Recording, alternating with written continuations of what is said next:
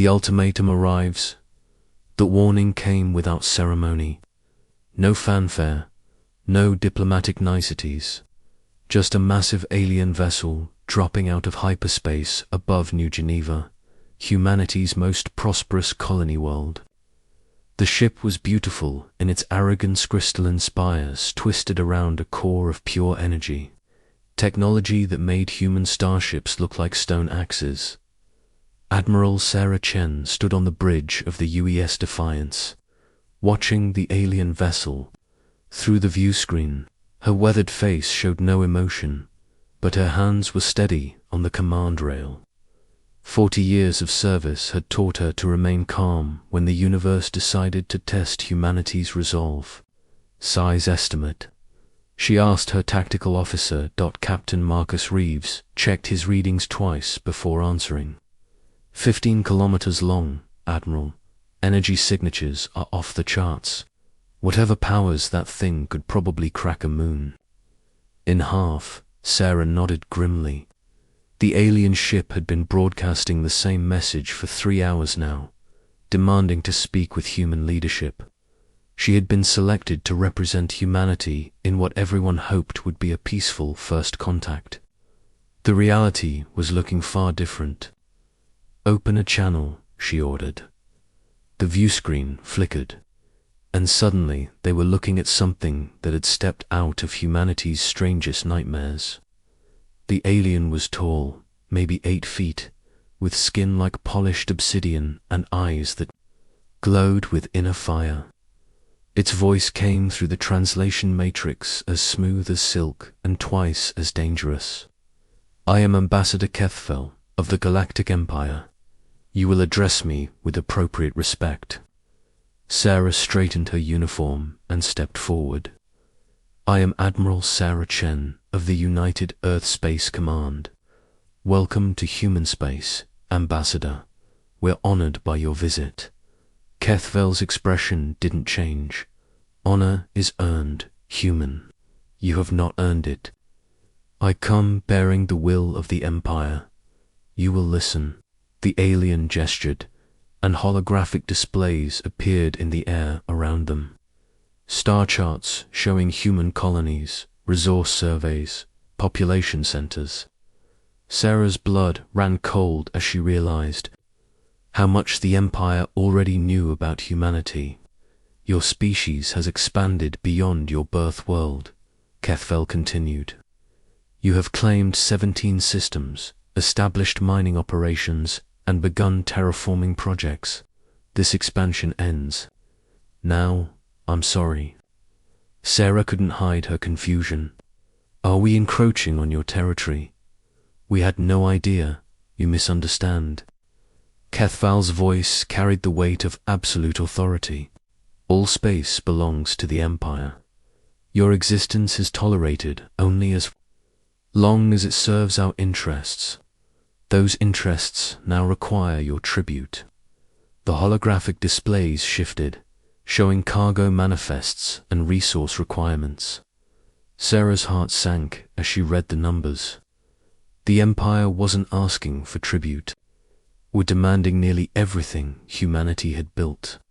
70% of your industrial output, Kethval listed. 50% of your agricultural production. 30% of your population for labor assignments. Additionally, you will provide detailed technical specifications for all your technologies. Captain Reeves stepped forward, his face flushed with anger. "You're talking about enslaving our entire species." Kethvel turned those burning eyes on him. "Slavery implies you have value beyond your labor. You do not. You are children playing with forces you cannot comprehend. The Empire offers you structure, purpose, and the privilege of serving something greater than your primitive civilization." Sarah felt the bridge crew's tension ratchet up another notch. These weren't negotiations, this was a demand for surrender, disguised as diplomacy. "What if we refuse?" she asked quietly. "Then you will be eliminated." Kethvel's tone didn't change. Your colonies will be sterilized. Your worlds will be repurposed. Your species will become a footnote in the Empire's historical records. You're talking about genocide. I am talking about efficiency. The alien gestured again, and the displays showed images of other worlds. Burned planets, empty space where star systems used to be. The Empire has existed for 10,000 years. We have encountered 3,247 species. 47 chose cooperation. The rest chose elimination. Sarah stared at the images of destruction. Entire civilizations wiped out because they wouldn't kneel to an alien empire. The scope of it was staggering. How long do we have to decide? She asked. You have already decided, Kethval replied. I see it in your eyes, Admiral. You are like all the others, too proud to accept your place in the natural order. Very well, you have 7 of your days to prepare your tribute. On the 8th day, our collection fleet will arrive. If you have not complied, the purification will begin immediately. The transmission cut off, leaving the bridge in stunned silence. Sarah stared at the alien ship, her mind racing through possibilities. 7 days to save humanity from extinction or slavery. It wasn't much time. Admiral Reeves' voice was carefully controlled. Orders. Sarah turned to face her crew. These were good people, professionals who had dedicated their lives to protecting humanity's interests. They deserved to know the truth. Priority Alpha communications to all human worlds and fleets, she said. Emergency session of the Colonial Defense Council. And Marcus, she looked at her tactical officer. Start running deep scans on that ship. I want to know everything about it. As the bridge crew jumped into action, Sarah retreated to her ready room. She had calls to make, plans to set in motion. But first, she needed a moment to process what had just happened. Humanity had always known this day might come, ever since. They'd achieved faster-than-light travel. The possibility of encountering hostile aliens had been discussed in military academies and government think tanks. But the reality was worse than anyone had imagined. Her communications panel chimed. Director Alina Vasquez appeared on the screen, her face grim. As head of the Colonial Defense Council, Alina coordinated military responses across all human worlds. Sarah, we monitored the transmission, Alina said without preamble. How bad is it? Worse than bad, Sarah replied. They're not negotiating. They're dictating terms for our surrender. And if we refuse...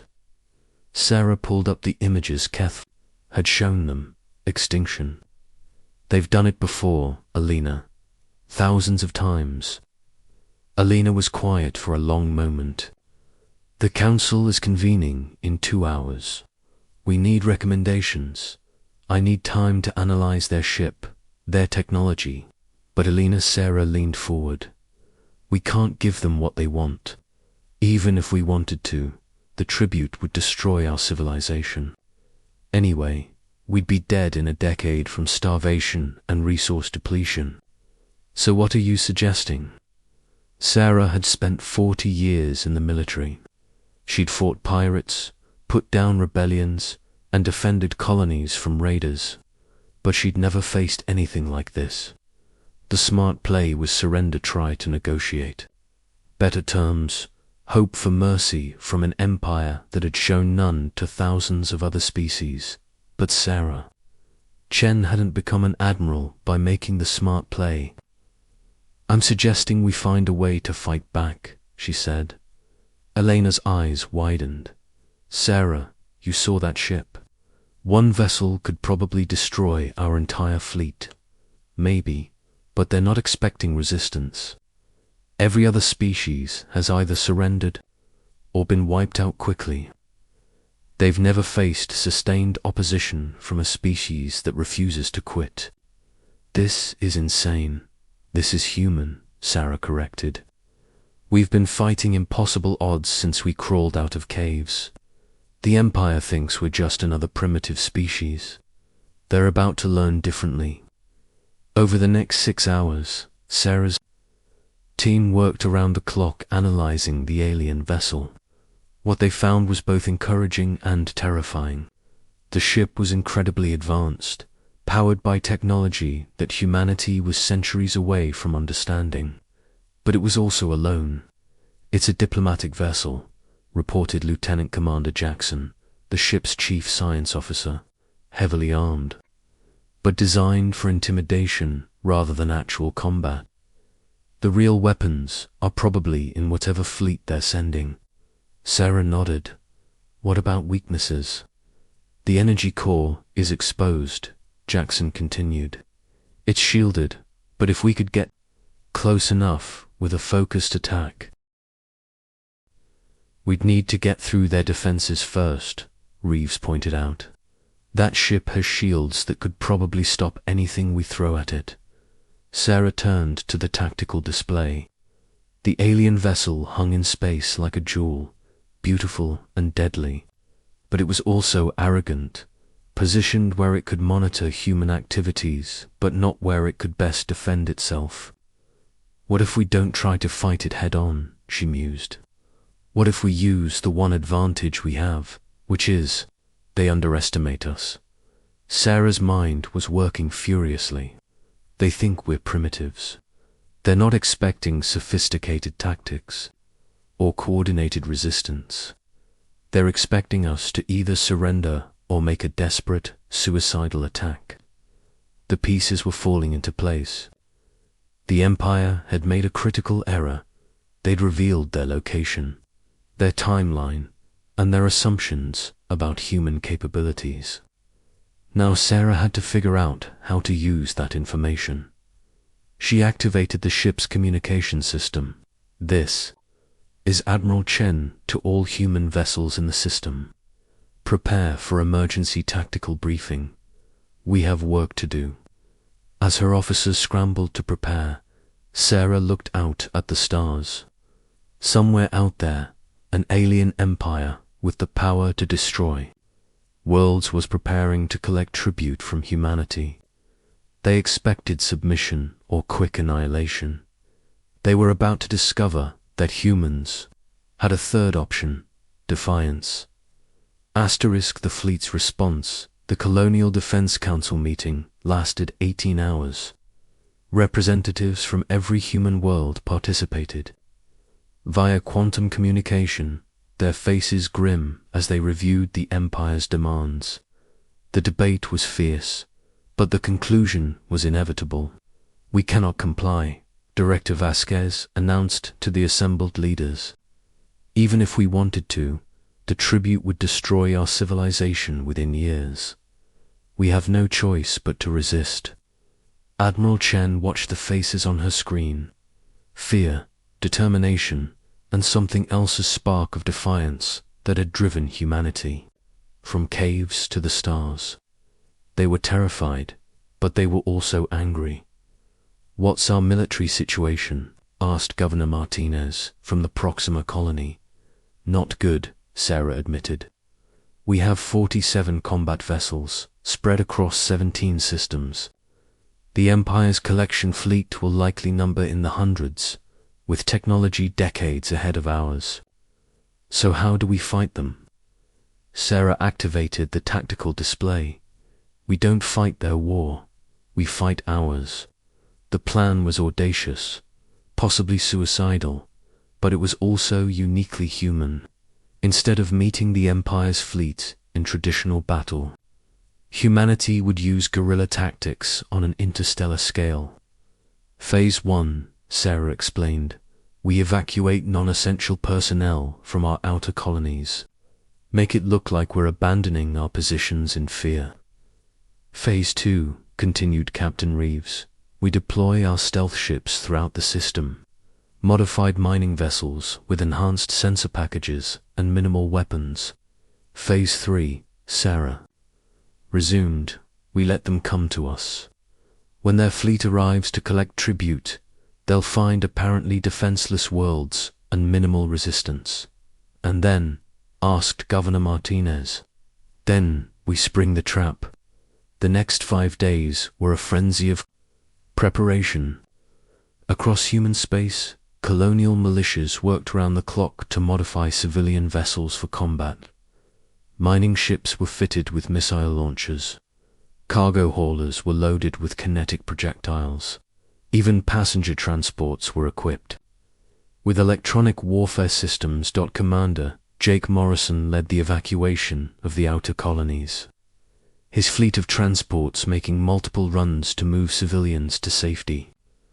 But they also left behind volunteers, militia members, and anyone else willing to stay and fight. It's not about winning, Morrison explained to his staff. It's about making them pay for every inch of space they take. Dr. Amanda Torres, the fleet's chief weapons specialist, worked with her team to develop new tactics. Human technology might be primitive by Empire standards, but it was also unpredictable. They're used to fighting species with technology similar to their own, she explained. Energy weapons, deflector shields, standardized tactics. They won't be expecting kinetic projectiles traveling at significant fractions of light speed. The Empire's collection fleet arrived on schedule. Sarah watched from the bridge of the Defiance as 30 massive vessels dropped out of hyperspace. Each ship was larger than anything in the human fleet, bristling with weapons and armored with energy shields. "My God," whispered Reeves. "How do we fight that?" "Carefully," Sarah replied. "All ships, maintain radio silence. Wait for my signal." The alien fleet approached New Geneva in perfect formation, their weapons powering up as they prepared to enforce the Empire's will. Sarah held her breath as the enemy ships moved into position. Then Ambassador Kethfel's voice echoed across all frequencies. "Humans of this system, your time has expired. Present your tribute or face annihilation." Sarah activated the General Communication System. "This is Admiral Chen. We have your answer." She nodded to a tactical officer. Across the system, hidden human vessels began moving. The first attack came from Captain Liu Wei's stealth ship, hidden in an asteroid field. A spread of kinetic projectiles launched at tremendous velocity, aimed not at the alien ships, but at their formation. The projectiles passed between the vessels, forcing them to break their perfect arrangement to avoid collision. "What are they doing?" Reeves asked. "Disrupting their coordination," Sarah replied. Now, the second wave of attacks came from modified mining vessels, their cargo holds filled with metal slugs, accelerated by magnetic launchers. The projectiles struck the alien shields with tremendous force, causing energy fluctuations that disrupted their defensive systems. Kethfel's voice crackled over the communications. "You dare resist the Empire. You will be destroyed. We're not resisting," Sarah broadcast back. "We're fighting back. There's a difference." The alien fleet began to retaliate, their energy weapons lashing out at the human vessels. But the humans weren't where the aliens expected them to be. Instead of forming battle lines, they scattered throughout the system, using asteroids and planetary bodies as cover. Commander Morrison's transport fleet, supposedly evacuating civilians, suddenly revealed hidden weapon systems. Missile launchers deployed from cargo bays, filling space with guided projectiles that overwhelmed the alien point defense systems. "Impossible," Kethfel's voice carried a note of genuine surprise. "Your technology is primitive." "Our technology is human," Sarah replied. "We don't fight fair, we fight to win." Dr. Torres activated her special project, Modified Communication, satellite that had been secretly positioned near the alien fleet. Instead of broadcasting messages, It emitted a focused electromagnetic pulse that disrupted the alien ships' coordination systems. The Empire's perfect formation dissolved into chaos. As individual ships lost contact with their command structure, they were still dangerous, but they were no longer operating as a unified force.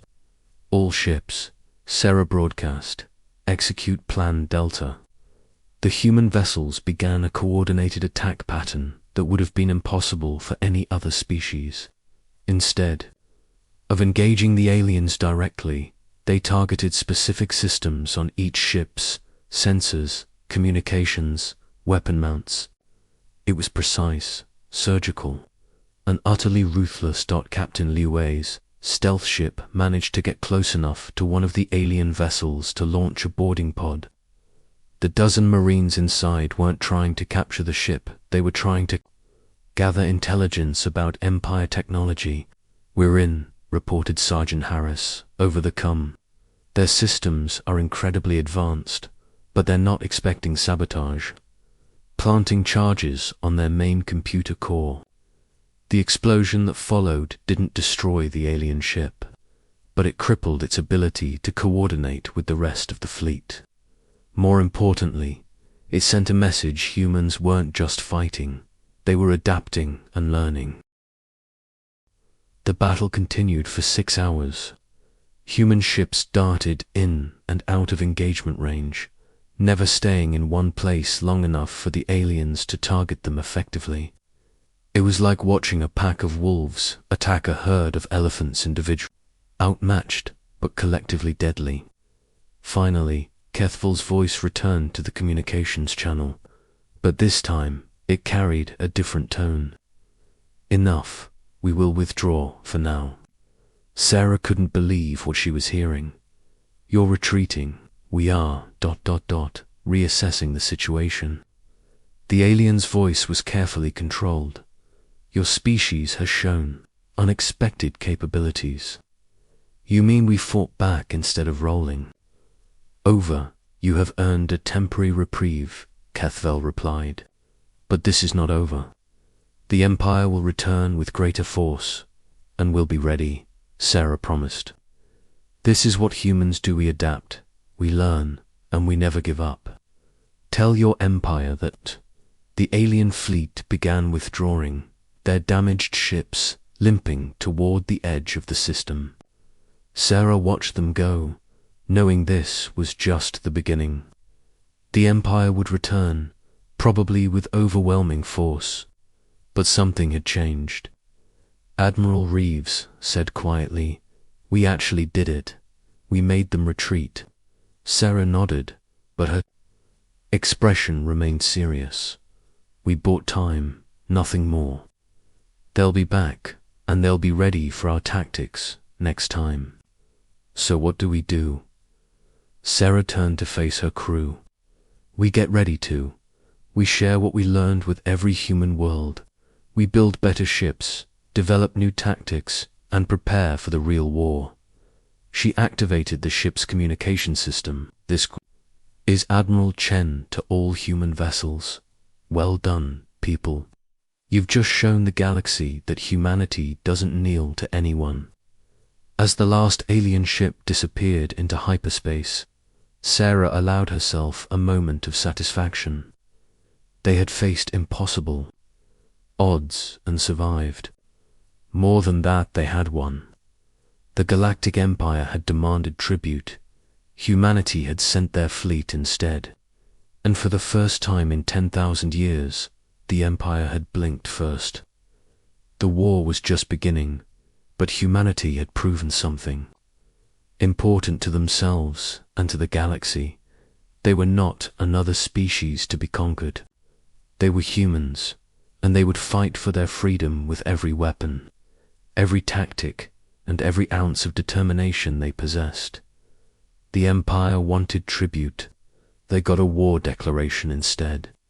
And somewhere in the vast darkness of space, other species monitoring the engagement began to wonder if perhaps the time had come to stop paying tribute as well.